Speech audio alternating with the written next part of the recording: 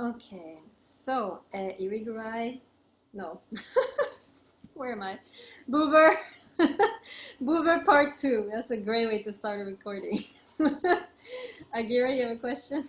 Sorry, I just want to make sure because someone in the chat just said it and I'm concerned about this too. What about the final project? Yes, excellent question. Yes, final project, you have to read my book on the Song of Songs, which I put a PDF, I believe, um, in our on Blackboard. But if you want to buy the book, you're welcome to. It's a little expensive. That's why I put a PDF for those of you who can't afford it. But it's a nice book. It's really worth buying if you feel you like it, right? So you have to read it. And actually, the book is very good for this class because it really summarizes everything we've done. Like, I'm commenting the text of the Song of Songs, which we started learning together, right? So if you enjoyed the class on the Song of Songs, it's all about that. But throughout the book, I'm weaving in all the philosophers we studied. So Kierkegaard, Buber, Kant, you're going to find them all there, right? So it should be for you, it should be a very accessible read because you know these guys now, right? So it's really a summary of everything we've done, but kind of focusing on the text of the Song of Songs. So I think you will enjoy it. So once you're done reading the book, you put a review on Amazon. And then what you do is you give me like either a screenshot in the drive, right? The little folder where it's due, you put even like you either put a screenshot of your review, so I see that you did a review, or you can just type out your review on a piece of paper and put it there. That way I can find it. So it's on Amazon. You go to Amazon, you go to the book, you go to reviews, and boom, you put something there based on reading the whole book. It can, by the way, it doesn't have to be a good review, right? I actually enjoy bad reviews because they're interesting to read, and and also it gives some balance, right, to the reviews. If everybody's giving me outstanding review is going to look like a scam, which it is, because I'm forcing you to do these reviews, right? But we don't want it to look like that, right? So please be natural in your reviews. I'm not going to penalize you for a bad review or a medium review. I'm actually, I had a student really destroy me, and it was fun to read, actually. I told all my friends about it. We had a good conversation. So no, don't worry about, being a little critical. This is good. This is healthy. It's good for the readers also.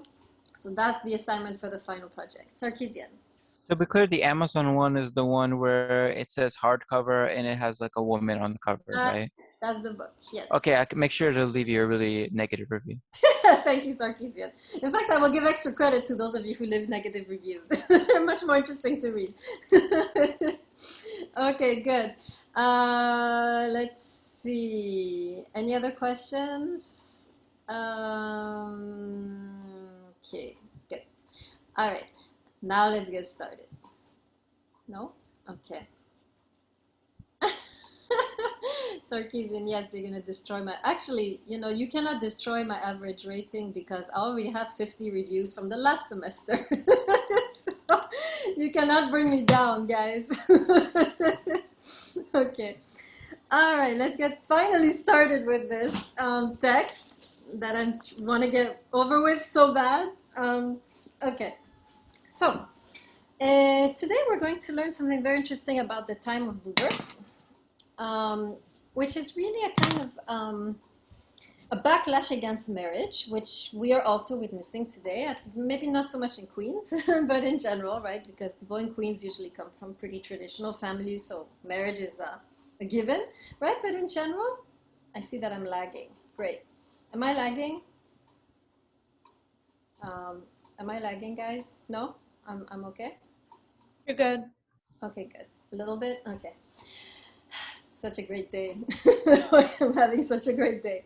Okay. So, yes. So the time of Buber is really characterized by backlash against marriage, right? I mean, a lot of things, women, remember, this is the time where women are starting to emancipate themselves, right? They don't want to be stuck in a role anymore. They don't want to be stuck in a marriage, right? The hypocrisy of marriage is starting to become evident, right? All these people who faked great marriages, now we're starting to hear more about the domestic abuse, the marital rape, the oppression of the woman in the marriage, right? So, and feminists, of course, and this is exactly the time when Buber is writing, right? The 1920s. feminism was alive and well in Europe in the 1920s, came here in the 60s, 40 years later. But in the 20s, really, there was already very strong feminist presence in Europe. And so, you know, marriage is the first thing that the feminist movement tries to dismantle.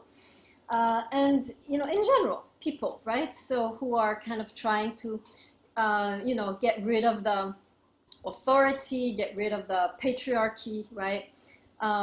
Anyone who is trying to move beyond patriarchy is going to criticize marriage, obviously. So in Backlash, we're going to see what Buber is mentioning. There is the free love movement that arises, right?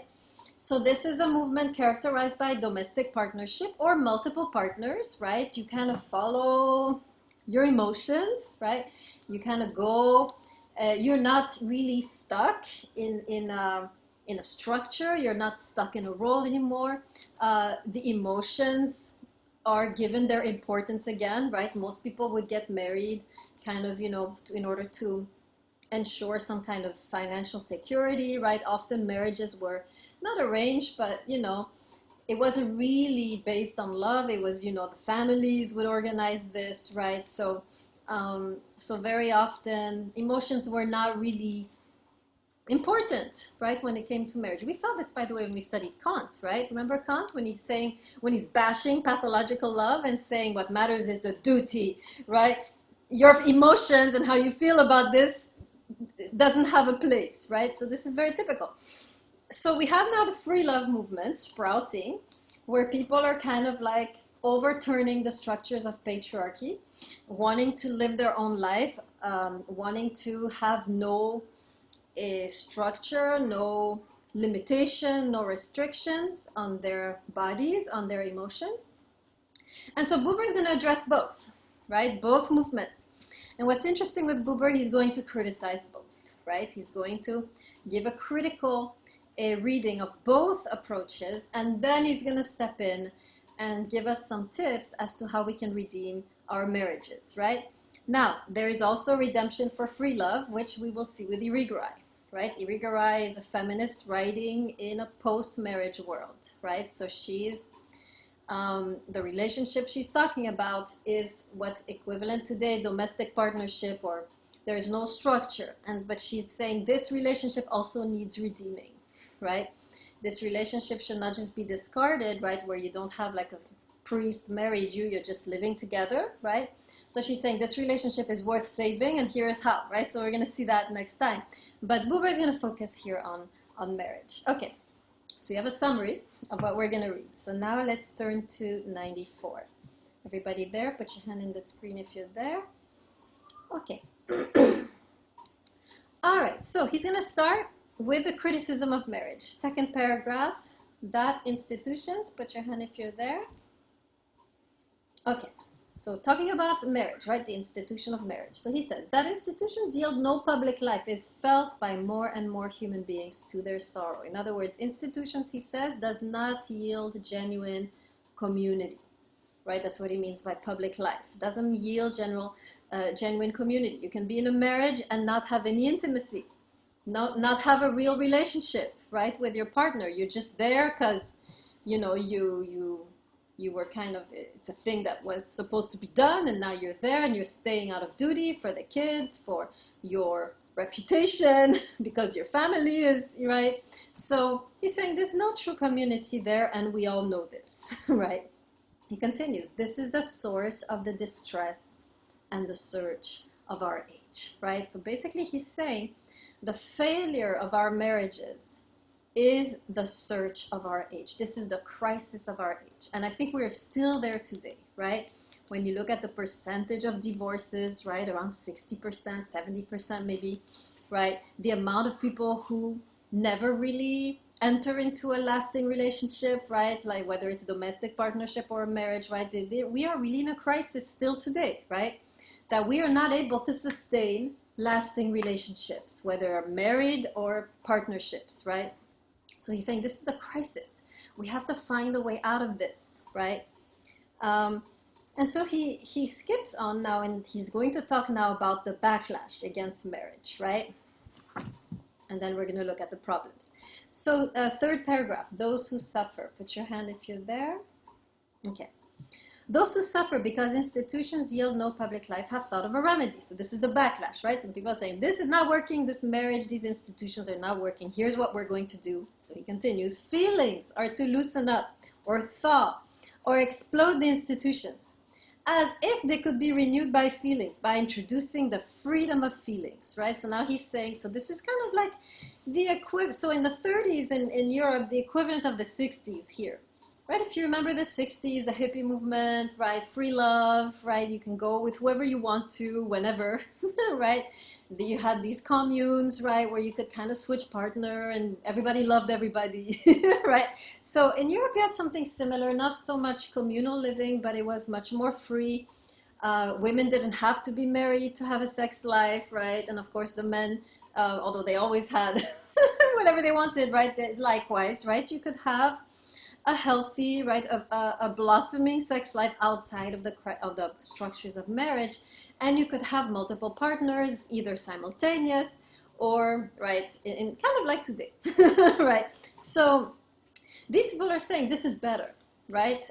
Because now at least this is more authentic, right? If I'm with you, it's because I love you. It's not because I have to be with you. It's not because of my duty or my image, my public image, right? I'm with you because I really genuinely love you.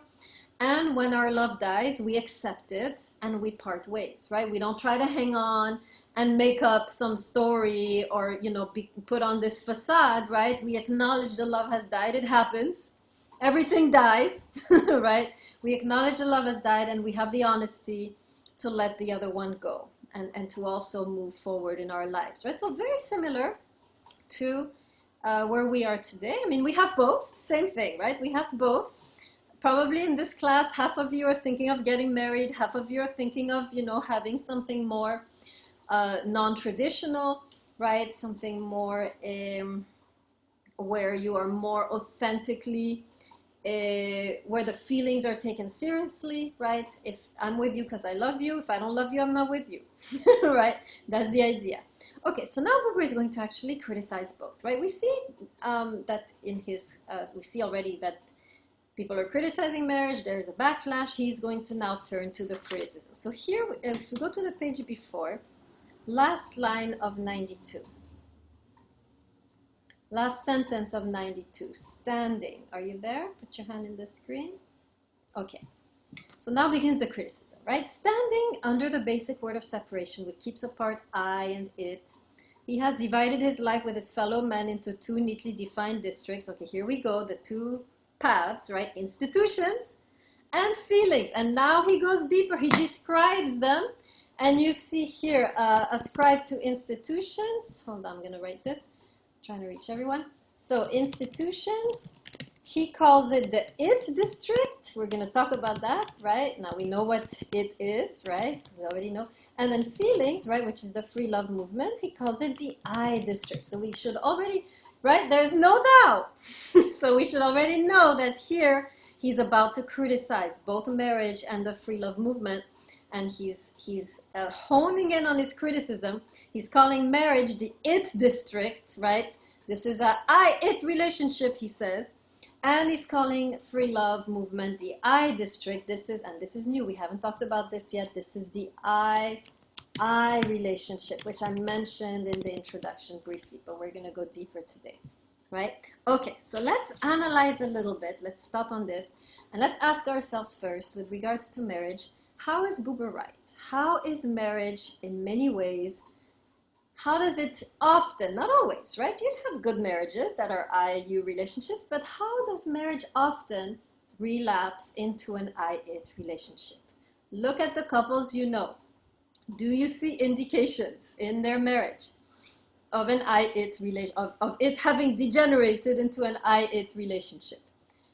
Let's make a list of what that looks like.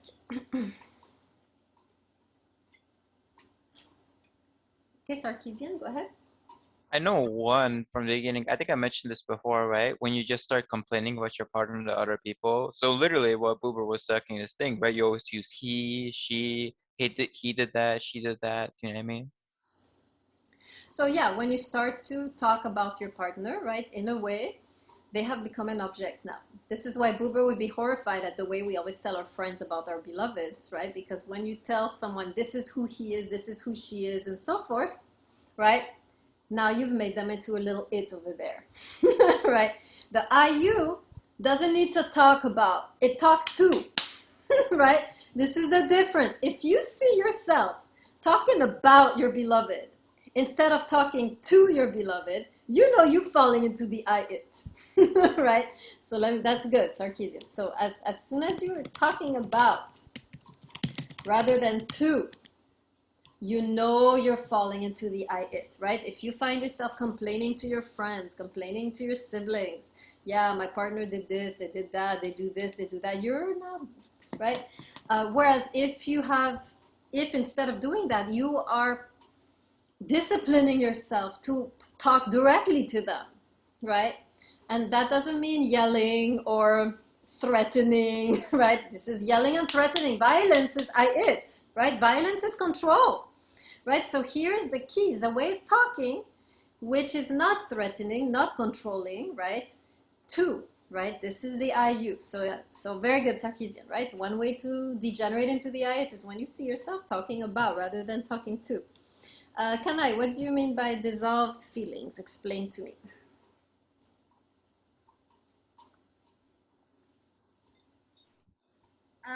I guess like over the course of marriage, the person, your significant other, is so much present in front of you that it becomes like a sibling. Yes, this is true, right? They lose, in a way, you start to become too familiar. They lose their specialness, right? And so at that moment, when they become too familiar, when they're kind of too much predictable, or you think they are, right? You're degenerating into the I it. You have forgotten their uniqueness, specialness, which is what made it into an IU. So we're going to talk about that. Yes, very good. All right, let's see. A couple more of you, Castillo, and then I think Sarkeesian again. So from what we have like talked about like a couple of days ago, we often seek nourishment from our partner. So when they don't give us what we want, we kind of start wondering like, oh, what else is out there for me? So we start to, like become disloyal and start doing things behind their back. So yeah. Yeah, right. You stay married, right? But you have some, infidelity because, right, you're seeing the other supposed to fulfill me, right? You're seeing them like that. And as soon as they stop fulfilling me, well, it's my right to go look somewhere else because I'm supposed to be fulfilled, right?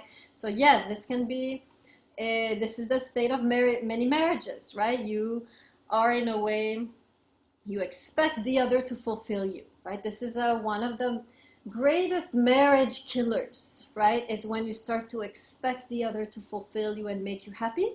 As soon as you start going in that route, which is I-it relationship, this is the moment where your marriage will start to disintegrate. You'll become resentful, you'll become unhappy, you'll become depressed, you'll start to look around, right?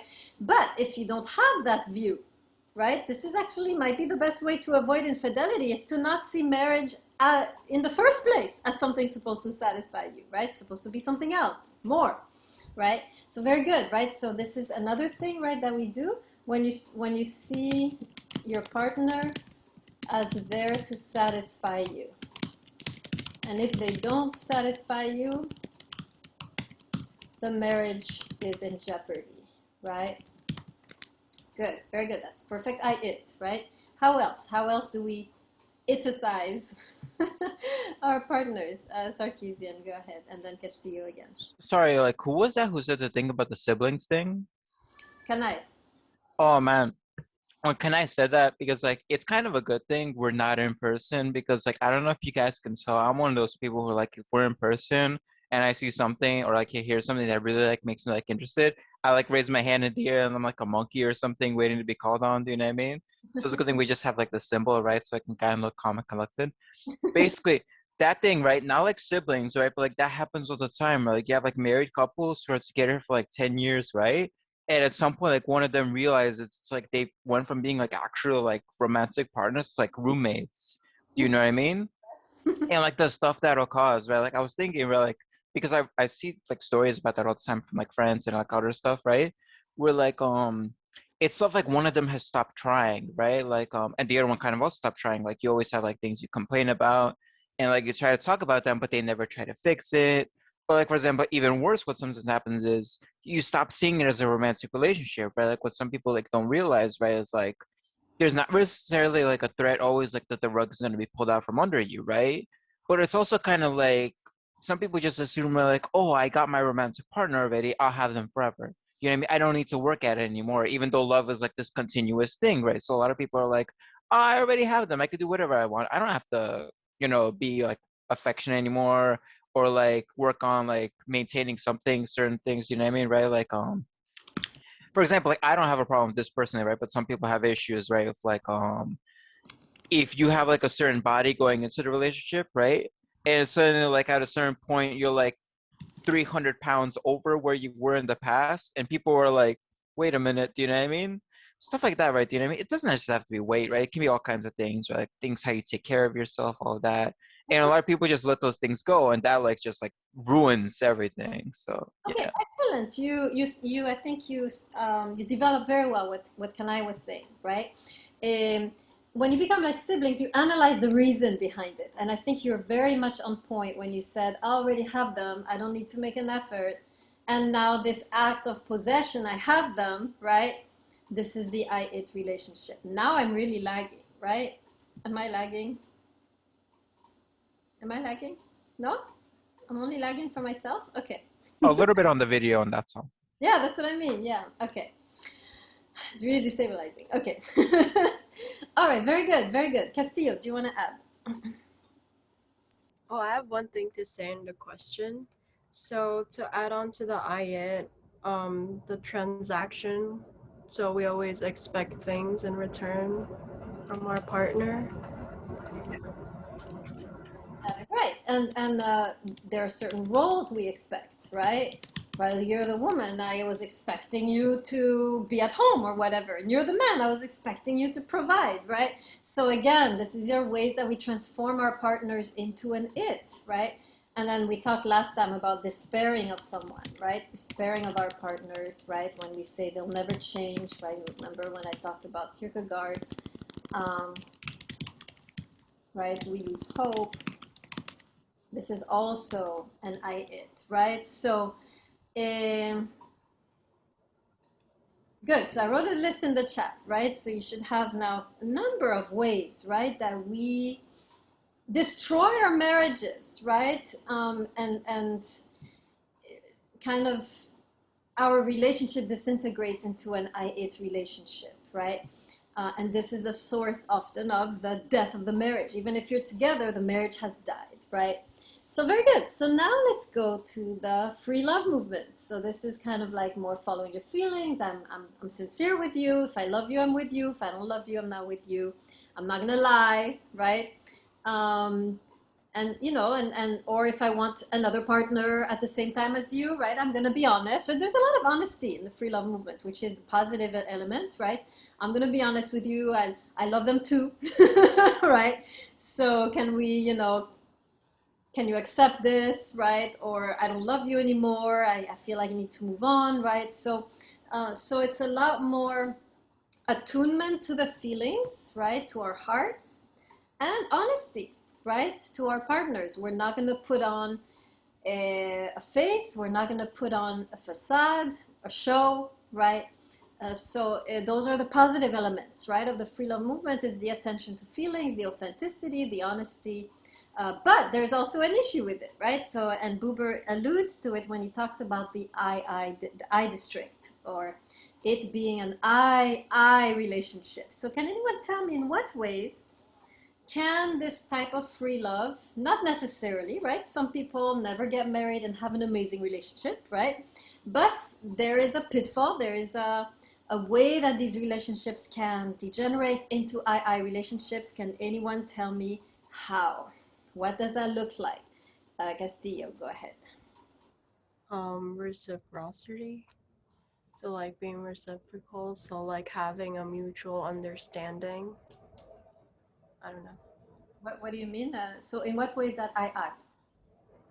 So, you know, when I is kind of seeing someone as a human being, so when you have like communication and you acknowledge their existence, it's kind of like.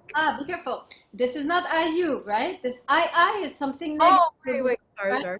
I means, okay, so let's stop with what does it mean I relationship? Let's review that, right? And then we can see how it connects to the free love movement. Let's see So it's not like you're like the center of the, like in the. Okay, yes, absolutely, right? You are, in a way, you follow your feelings. You don't follow your partner's feelings, right? You're not following. Around you, Huh? like the world revolves around you. Very good, right? That would be the pitfall, right? If I'm just going to follow my feelings and I don't love you anymore, but you love me, well, still, I'm going to be honest with you. I'm going to be authentic. I'm going to follow my feelings. Ultimately, I'm just following myself, right? It's all about my feelings. It's all about me. There's nothing else there but my feelings, right? Even if you're crying and you're weeping and you're pregnant, I have to be honest with you.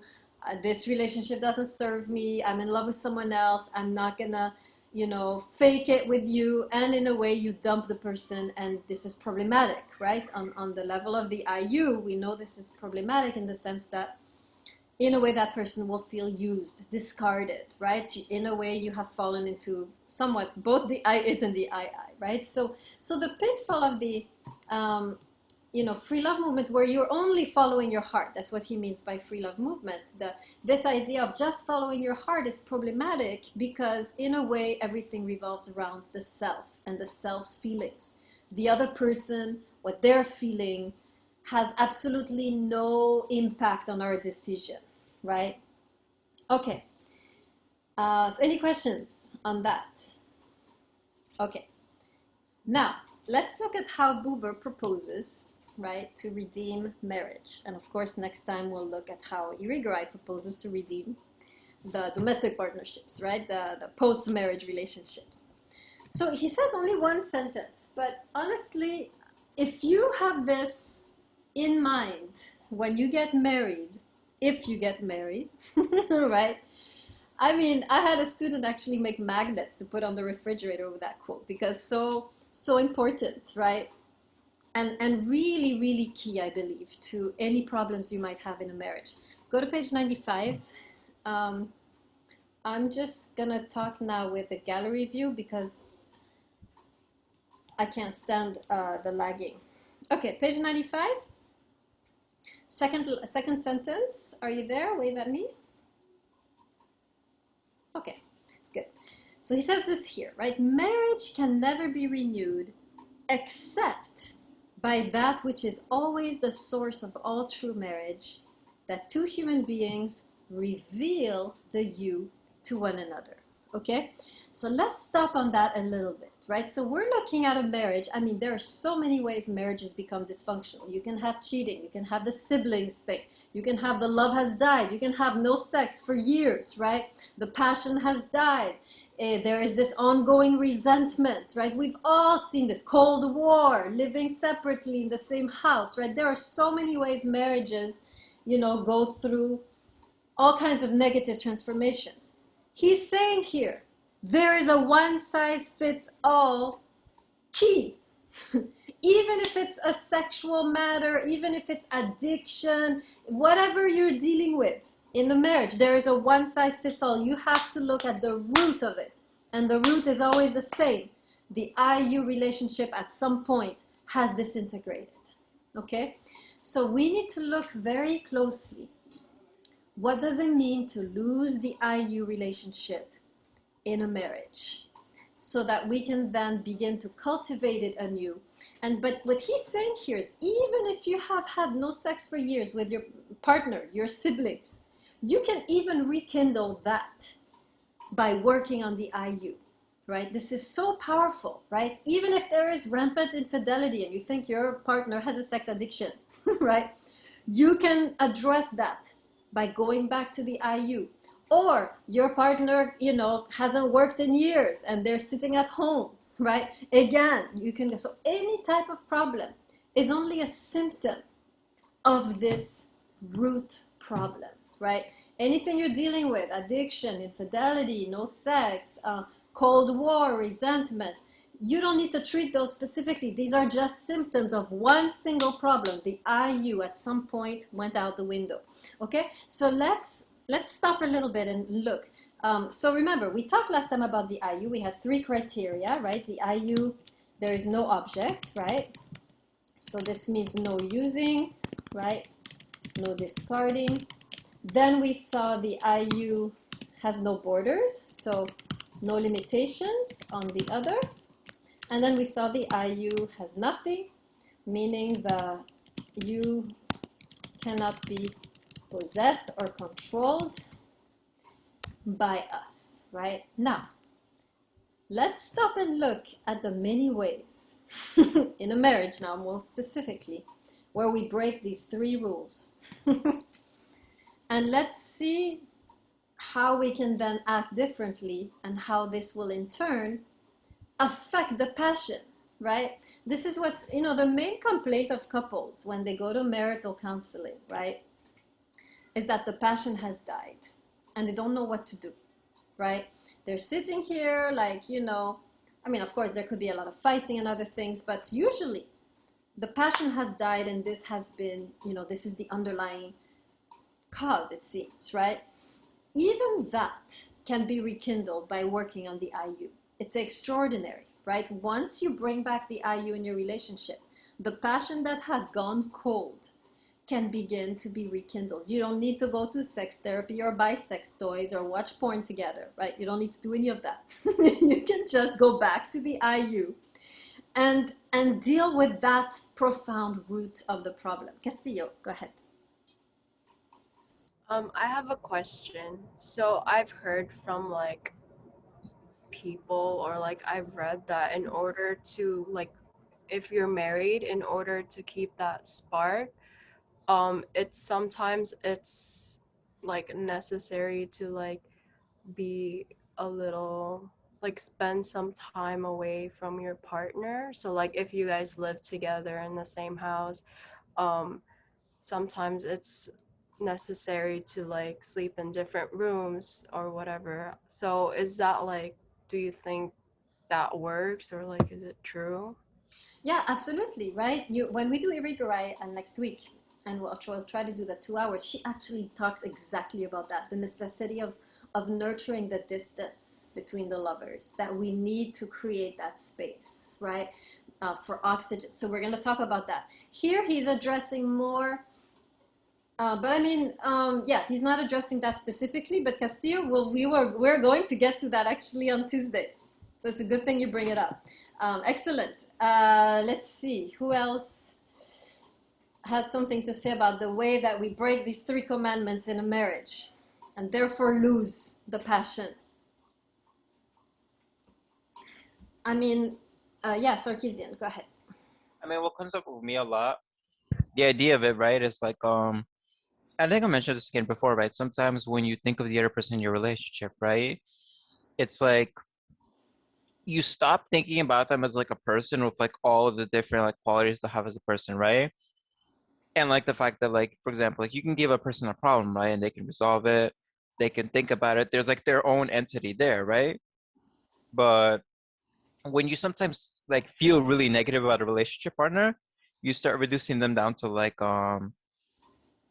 their traits. Do you know what I mean? Your perceived traits about them, oh, they only do this, they only do that, they're just negative. You stop trying to talk to them because you just see oh, they're just these, everything's wrong with them, and you just put them in a box, right? And you give up on working on anything with them, and you forget that they're actual human beings there, right?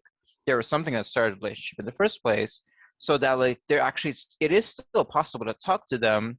It's the problem is you just kind of gave up on it because you just assume it's impossible now. I don't know if that at all is what you're looking for, but it works, absolutely, right? This is a form of putting a border. Remember, we talked about that. When you start despairing of the other person, they're never going to change, they're always going to be like this, right? You're putting a limitation, you're putting a border. At that moment, you're losing the IU. So anytime, right, and this is very common when we start to say, well, my husband, he's just like this, right? Or my wife, she's never gonna change. She's you know, she's this, she's that. And usually we're talking to others, right? Which is the first indication you're digressing to the I it, right? So yes, absolutely, right? As soon as you start to categorize them, reduce them to this thing that they're never going to be anything other than that, you're beginning to lose the IU. Excellent. This is a very common mistake that we make. We don't hope in our partners anymore.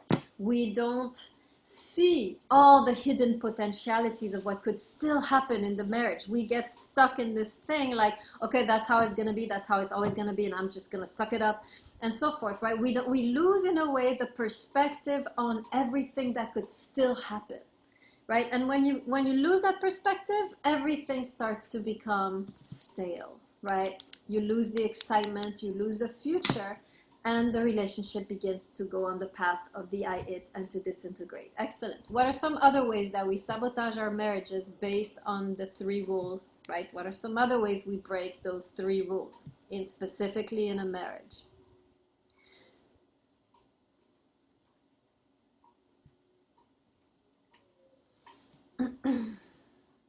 I want you to think very, very deeply right now, right? Because believe me, in 20 years, you are going to need this information. So when your marriage hits the rock bottom, right? I want you to remember what we did today in class, because this is going to save your marriage. So let's bring as much information as we can. Okay, Sarkeesian, tell me about this gender role business. Like sometimes you get situations as well where like this happens a lot, I think, actually. So for example, you know, like this can be one aspect of it, right? Can also be other things. You have like stay-at-home moms, right? And so the idea is, right, like it's an equal relationship supposedly, right? Like the dad like works, right? And the mom takes care of after, like she takes care of the kids, she cleans the dishes, she cleans the house, she looks after the pets if there are any pets, right? You know what I mean? Like all house attending, right? Cooks dinner, all that stuff, right? All this pile of things. And you look at like, okay, you have a 9 to 5 job and you have like, it's like almost like a 40-hour a day job, right, with a mom, right? And it's like this assumption that's automatically equal. At the same time too, we're like not even just that, right? But for anyone, right? Whenever you have, it could be both parties working, but some person is just putting in a lot more effort than the other, right? Like there's always one person doing all of the cleaning, all of the chores, all of that, right? And the other person might like pick up their dirty laundry like once every year or something. Do you know what I mean? So like that can also be something where like obviously like one person is using the other, right? And another person is really feeling used. Yeah, very good, right? One way when we use each other, whether, I mean, and you have the opposite too, right? The woman can be expecting the man to make this much money, right? And you're supposed to be the provider. Like, why aren't you making this money? And what do you mean you want to study art? Right? So in many ways, we restrict each other's blossoming, right? Suppose the woman all of a sudden says, hey, I don't want to be a stay-at-home mom. I want to work. And very often, right? She's told, no, that's not what we agreed, right? And likewise, you have the opposite. The man all of a sudden is feeling stifled in his career. He wants to explore something else. And the woman will protest, well, no, I mean, you know, you're supposed to make money. Or he will feel, right? Maybe they won't even talk about it, but he will feel the unsaid expectation that he has to make this much money, and he will stay in a job that depresses him instead of really feeling free enough in the relationship to explore a new identity, right? So yes, Mustafa, right? He will feel the pressure, even if she says nothing, right? He will feel the pressure. And many often the woman also will feel the pressure to stay at home, sacrifice their studies or their careers, right? So, and this can all contribute, right? This is all again borders, right? This can all contribute to the marriage becoming a kind of siblings arrangement, transaction, where the love eventually dies, right? Absolutely, this is another way that we destroy our marriages, right? So the invitation here is to be open to your beloved's journey, right? Yes, they start out a good provider, but maybe now they want to start their own business, and you don't know where that's going, and you're freaking out, and you're like, no, right? And you want to restrict your beloved from starting their own business. Or maybe your beloved wants to go back to school and you're thinking, but what about the kids? Who's going to take care of the kids? Me? Right? And you want to restrict her. So anytime we try to restrict each other, when your partner wants to continue their life journey and we hold them back because we are fearful, right? Out of fear, we are in a way killing the marriage slowly, right? This has an effect on the intimacy eventually. Very good. Any other ways that we destroy our marriages? Let's hear it all. How would you categorize something like refusing to compromise? Like there's always arguments, right? And one side is always like they just see it their way as correct. You know what I mean? Is that controlling? Rule number 3, right? When you start to say, no, we're going to do things my way, and this is how we're going to do things, and it's always been, right? Your opinion doesn't matter, right? This is a way to control, right? So another very beautiful gesture you can make to protect the IU is to relinquish control over your partner, right? Whether it's what they're saying in public, how they're dressing, or their view, right? Is there room for them to express their view? Is there room for them to disagree? Is there room for them to contradict you, right? This is all in rule number 3, the controlling, right? When you have them. Good. Now, Mustafa now brings up the breaking the trust. Now, Mustafa, it's interesting. Suppose they do something, right? And they cheat on you. Let's imagine that, right? So they cheat on you or they lie to you. Now, whether the trust is broken depends on who. Mustafa. It depends on both ways, I believe, because I personally know someone who was cheating like on their significant other, and they got back after that because the person that was cheating, they fixed their mistakes and they changed themselves and developed themselves and try to prove them like, hey, the mistake that I made was my mistake and I'm sorry for that. But I think it goes both ways, because the other person can feel some type of way, and then the other person who cheated did the mistake. So yeah. Excellent. Right. So on the one hand, right, you can break the trust, you can be the perpetrator, right? And this is breaking rule number perhaps 1, right? You're seeing your beloved as not satisfying you, right? And you are entitled to satisfaction, right? And so you go and find another way to do it, right? So if that's your view, right, that the beloved is supposed to satisfy me and now they don't satisfy me, well, then I'm entitled to go and look elsewhere. So this is breaking rule number 1. But the breaking the trust is, in other words, when you choose not to trust the other person ever again after they do that, is you now breaking rule number 2, right? Putting a border on your beloved, right? So the cheating actually is really coming from this idea that I deserve satisfaction. There is no part of me that can be left hanging, right? And in a way, if we were to accept, right, that the beloved can never fully satisfy us and that it's okay to live to a certain degree a life where something is missing. It's okay. It's not the end of the world, right? Nobody, and we have to accept that once and for all. No one will ever fully satisfy us. Why? Because remember the tree? Only you, once you tap into your own deep source, will find true satisfaction. As long as you're looking outside for satisfaction, you're not going to get it. So the cheating, in a way, is trying to find, is the attitude, I need to be satisfied, right? Whereas, honestly, human beings are not there to satisfy each other. Food is there to satisfy you, right? Your pets, to a certain degree, right? Your entertainment is there to satisfy you. A human being, this is not the role of the human being to satisfy you. Human being is not a pizza, right? So once we understand that no human being can satisfy me like a pizza can satisfy me, right? We realize, well, in a way, I have to learn to live with that and navigate that, and in a way, explore even the beauty of that, right? There is a beauty in being with someone who doesn't fully satisfy you. You, in a way, have to learn to, this is a challenge, right? How do I live with someone who doesn't fully satisfy me, where I can find better elsewhere, right? How do I still stay with this person? This takes actually a lot of creativity. There's a philosopher we haven't studied, but he puts it very beautiful. He talks about creative fidelity. Let me talk about that a little bit. This is Gabriel Marcel. You can look him up in your free time, right? Creative fidelity. He's saying basically, to be faithful in a relationship takes creativity, right? And I think Kierkegaard says that too. If you go read further in the book, Works of Loves, right? He says something very similar. And I'll tell you the story right now, because I know cheating is really a big issue for all of us, right? And it would be nice to finally really talk about it and see how we can navigate feeling dissatisfied by a partner, right? Kierkegaard talks about two types of artists. He says the first artist is the person who is looking for the perfect, beautiful thing to paint. And so he goes throughout the whole world looking for the perfect object, right? Or subject.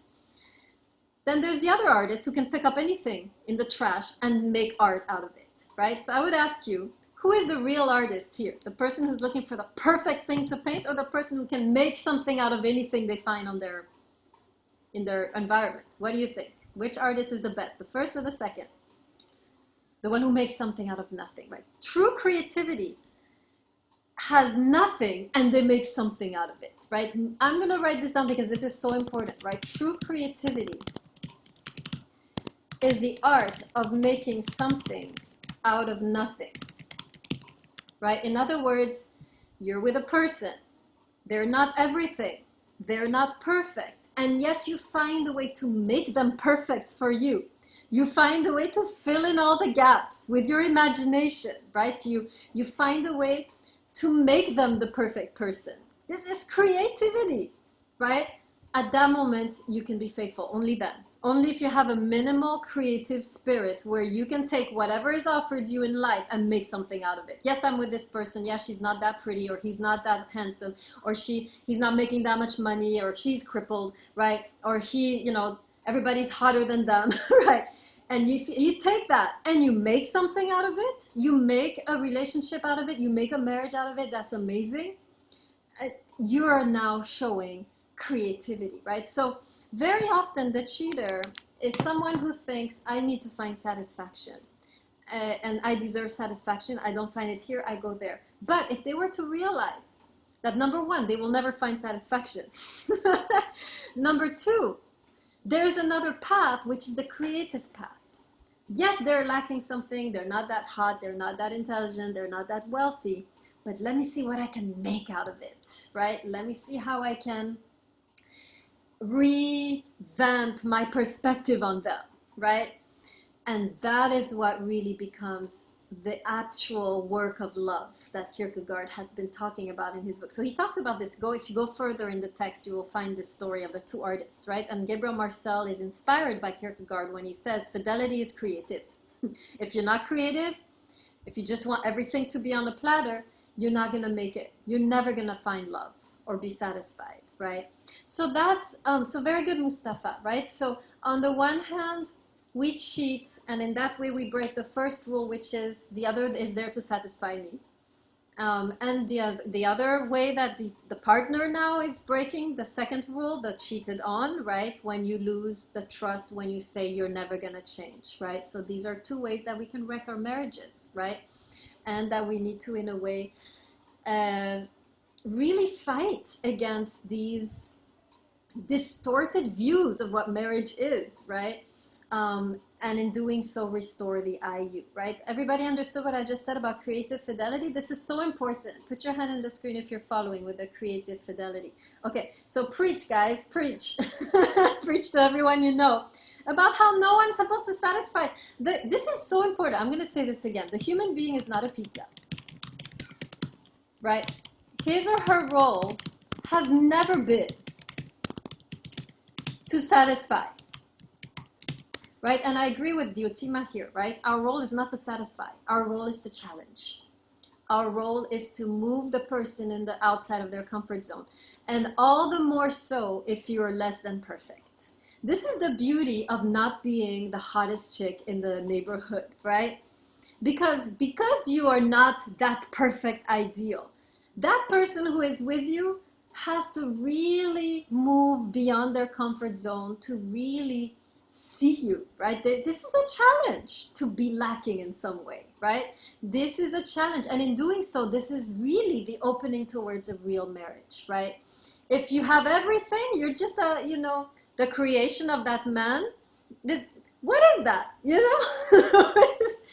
This is boring, right? If you're the perfect being for them. What makes the passion interesting is that you're not completely perfect, and yet you are in the tension, and this is what is creating the seriousness of the relationship, right? When you're not everything, and yet you are a little bit, but not completely, and they're torn, and now there's actually some excitement. Imagine if you were the perfect carbon copy of their ideal.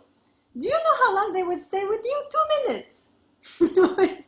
What makes it interesting is this: it's there, but it's not there. I have it, but I don't have it. And now this is actually creating the tension necessary for the passion, right? It's so interesting. I always ask myself, I don't know how many of you are familiar with the Hebrew Bible, but how many of you know the story of the creation of woman in the book of Genesis? Put your hand in the screen.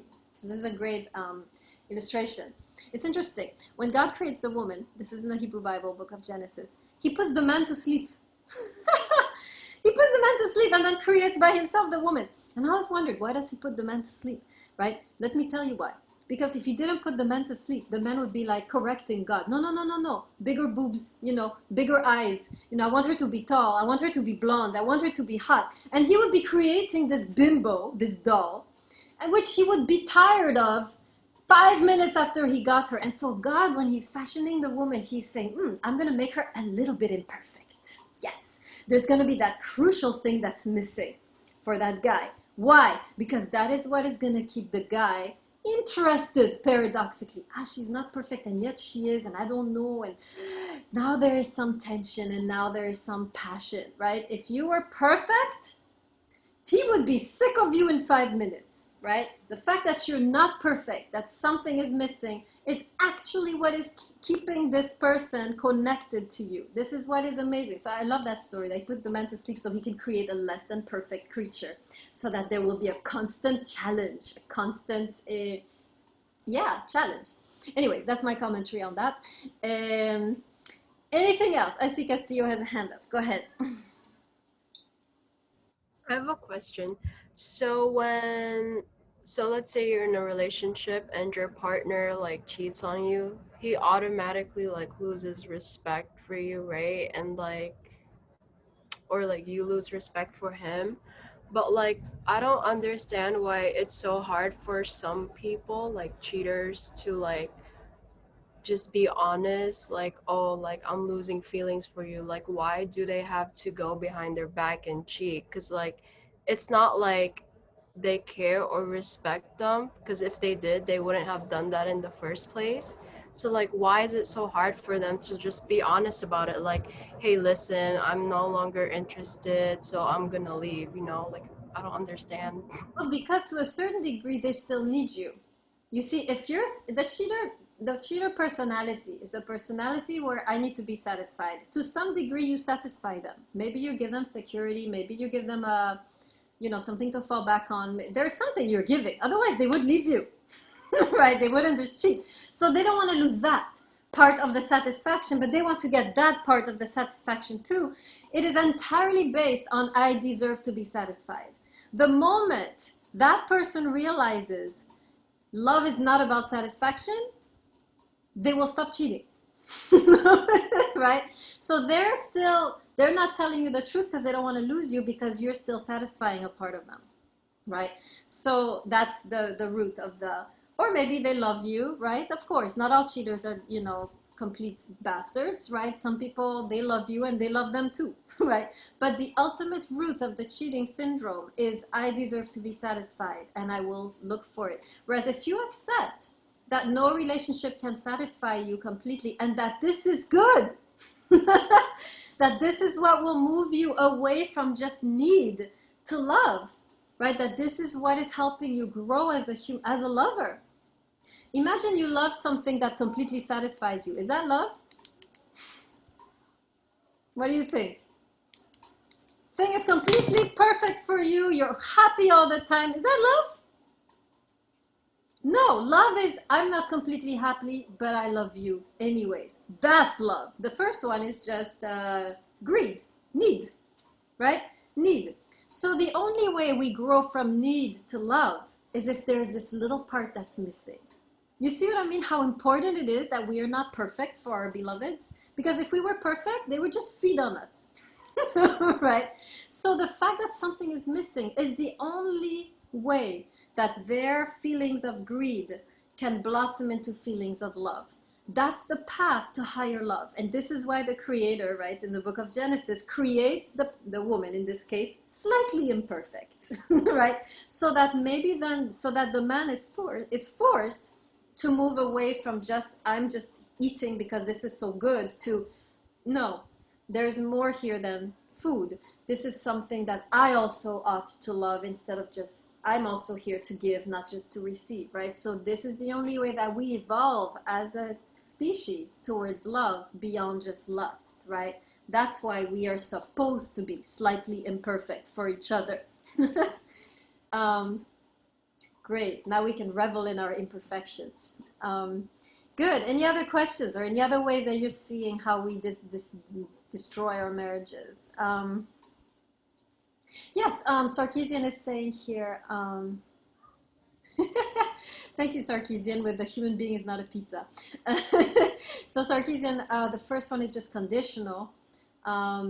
Exactly, right? This is the difference between love as a transaction. I love you because you give me this perfection, and love as something more than a transaction, right?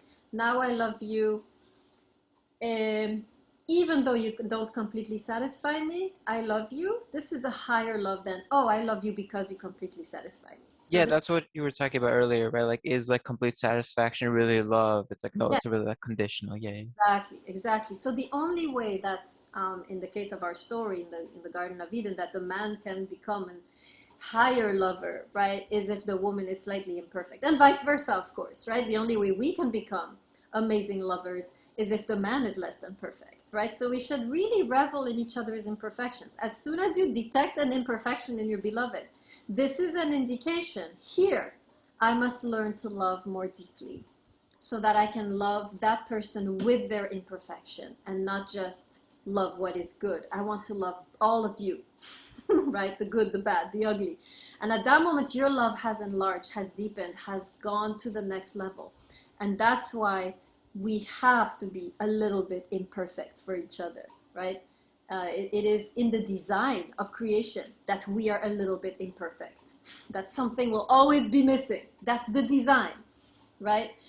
This is designed that way. It's normal. So the moment the person understands that, right, the serial cheater, they can shift their approach and move towards creative fidelity, right? But people need to be taught that this is an option, right? So you guys are going to be the ambassadors, right? You can now go and spread the word that, you know, we are not meant to satisfy each other, and that creativity is the path towards being with an imperfect person, right? So much more to say on this. Oh my gosh. Okay. Good. Wow, we're really talking a long time today for someone who didn't want to teach. You guys got me excited. Okay, good. So now you have a little indication, right? And I really believe that this is the key.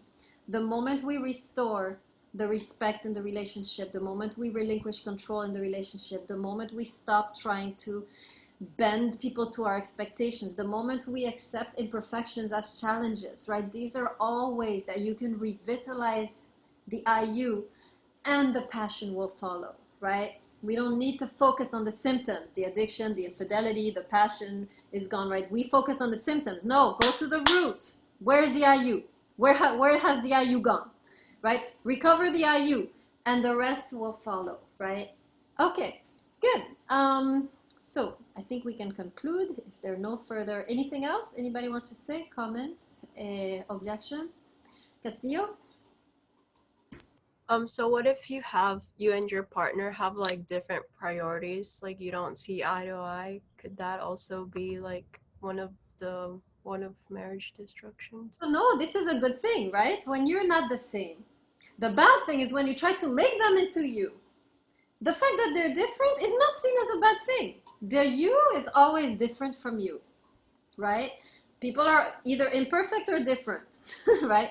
So this is not the issue. The issue comes when this becomes a problem, right? When you start to say, well, you can't think like that. You need to change the way you think. That's when the problem arises. The fact that they think differently, that they have different values, different religion, different everything, right? Different social group, different type of friends. They don't like to read like you. They like, horror movies. You hate them.